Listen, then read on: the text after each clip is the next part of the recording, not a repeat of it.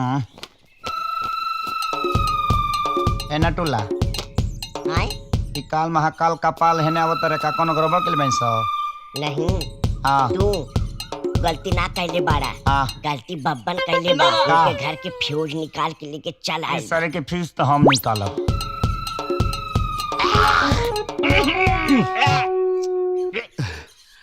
ए बाबू हाँ हम तोहरे पास एगो काम से आयल रहनी। हाँ अब वो कहा है कि कल रात से हमारे घर में बिजली नहीं थे। हाँ। बड़ी दिक्कत हो रही बा। हाँ तो चल के देख लेता।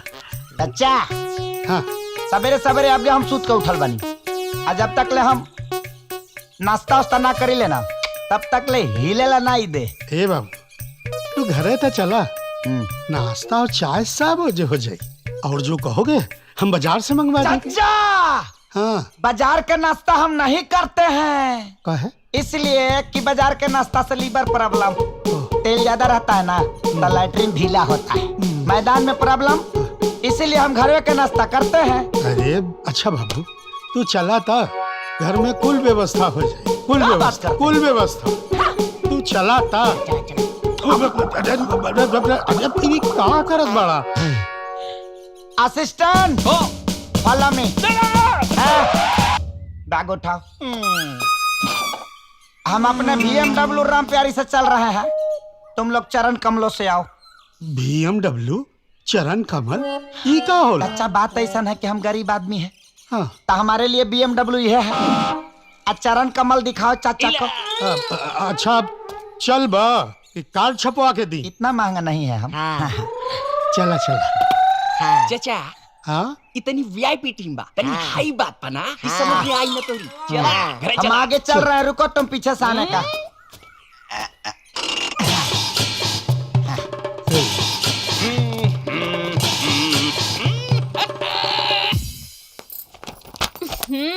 देर पर देर होता। हे भगवान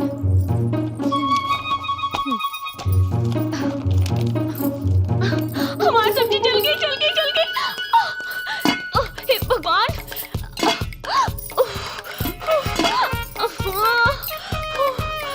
देर पर देर होता और जल गई।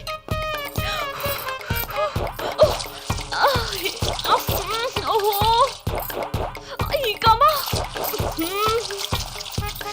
हे भगवान कोई काम गड़बड़ा गए। लाइट की भी आज ही जाएगी रही। आवा आवा आवा दे। बाबूजी आप कहाँ चल गए रहनी? हम रवा खाते नाश्ता बना दिल बानी और दूध भी रख दिल बानी आप गरम करके पी ले। हमके स्कूल जाए में देर होता हम जाता नहीं। यही तरह कहा नहीं कि बिना खेले हमारा दिमाग काम ना करला। अगर कहीं माइनस प्लस में घुस गई प्लस माइनस में घुस गई ना तभी खाली बला फुड़ाल बा पूरा घर उठ जाए जाता नहीं खा के आवे। अरे रुका मत दे। हाँ? एकदम खैले बिना टूटल बाड़ा है। जरा सा भी सब्र नहीं के। अरे बच्ची अब देखा सुना आज तनी स्कूल में देर से चल जा। हाँ? काहे कि बाहर से आई मिस्त्री तो पैसा ले ले आई सब तो चाय नाश्ता में निपट जाइए इंसान है। जा मोर बिटिया फटाफट दिखा दे हाथ। हाँ? ठीक बा कर दे जल्दी बेटा जा। चला ठीक बा चला बाहर चला। बाहर के बोर्ड निकाला चला भीड़ जोड़ी तक बता दिया। वीरू ठीक से लाइन करी हां ये जी कर करी बात। तो हाथ पेट बा की नान बा सवेरे ही से खाली बा। तनी बैगन का चोखा ढेर बना दिया।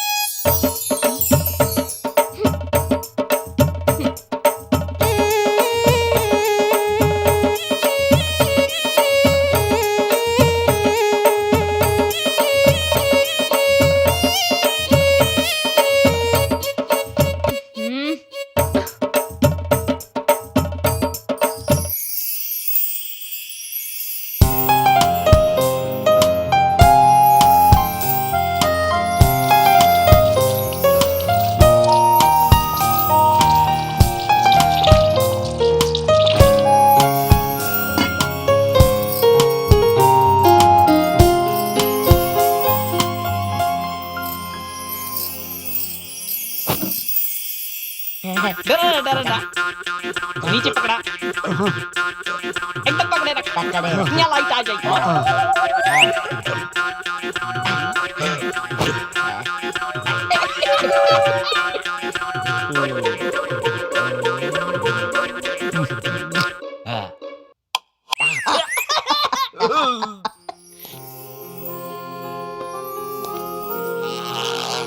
वीरू, पीछे देखा हो, पीछे। अरे पीछे देखा हो। बाबूजी लाइट आ गई, लाइट आ गई बाबूजी, लाइट आ गई। चल गई बाबूजी।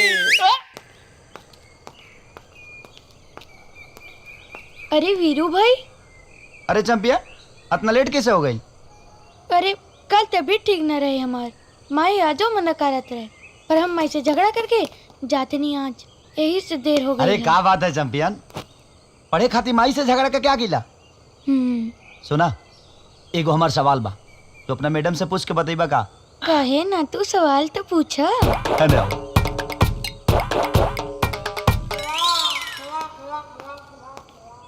भाई हम माई से हमेशा कही नहीं कि हम बड़ा होके तोरे नियन बना, एकदम हीरो नियन। एकदम ठीक, तनी पूछ के जल्दी बता दी है बेटा। ठीक बा। तो बच्चों, आज हम आपसे बात करेंगे जल के बारे में, ठीक है? जल ही जीवन है। क्या है? मैडम अंदर आ सकता नहीं? अरे सोनू, आवा। स्कूल आवे में इतना देर कैसे हो गई? हाँ, तुहार तबीयत तो ठीक बा? एकदम मस्त मैडम जी। ठीक बा, बैठ जा।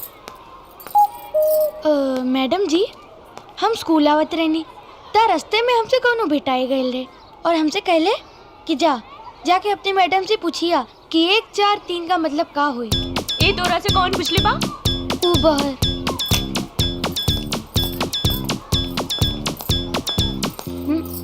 अच्छा, तो तू बाड़ा। हम्म।